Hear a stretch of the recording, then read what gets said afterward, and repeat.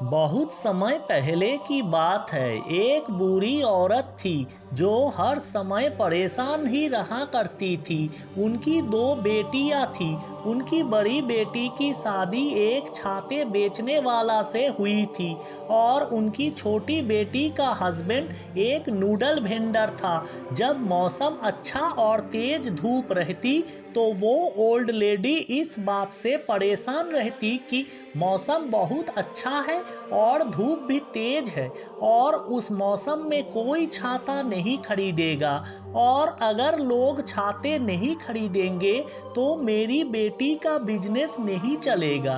उन्हें अपना बिजनेस बंद करना पड़ा तो फिर क्या होगा। और इसी तरह जब मौसम बारिश का होता तो वो ये सोचने लगती कि मेरी छोटी बेटी की शादी एक नूडल वेंडर से हुई है। मौसम अगर बारिश का ही रहा तो धूप नहीं निकली तो वो नूडल्स कैसे सुखाएंगे। ज़्यादा बारिश हुई तो उनके नूडल्स भी खराब हो जाएंगे और उनके पास बेचने के लिए नूडल्स ही नहीं होंगे, तो फिर वो लोग क्या करेंगे। अपनी दोनों बेटियों के बारे में सोच सोच कर वो ओल्ड लेडी हमेशा ही दुखी रहने लगे। मौसम भले ही सुहावना हो या बारिश का, उसे अपनी दोनों बेटियों में से किसी न किसी की चिंता लगी रहती। उस लेडी को हमेशा दुखी और रोता हुआ देख लोग उसका मजाक बनाने लगे और मजाक मजाक में उसे दी क्राइंग लेडी कहने लगे। एक दिन उस इलाके में एक मॉन्क आया और उसने वहाँ के लोगों से दी क्राइंग लेडी के बारे में सुना।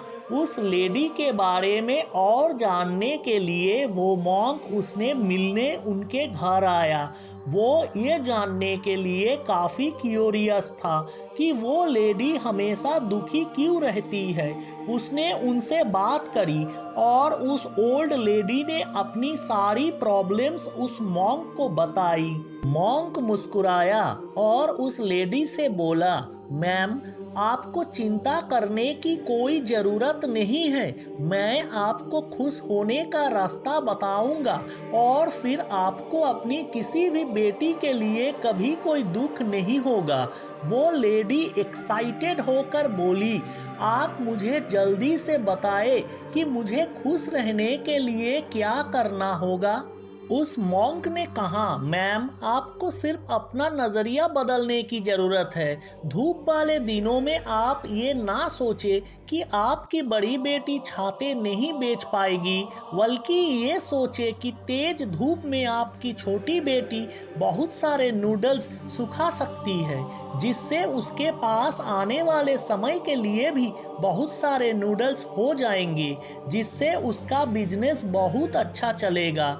और जब बहुत बरसात होगी तो आप अपनी बड़ी बेटी के बारे में सोचें कि वो बहुत सारे छाते बेच पाएगी, जिससे उसके पास आने वाले समय के लिए काफ़ी पैसा हो जाएगा। फाइनली उस बूढ़ी औरत को चीज़ें समझ आ गई। उस लेडी ने मॉन्क की बातों को फॉलो करना शुरू कर दिया और कुछ समय बाद वो ओल्ड लेडी अपनी चिंताएं छोड़कर हंसने मुस्कुराने लगी और फिर लोग उसे दी लाफिंग लेडी कहने लगे।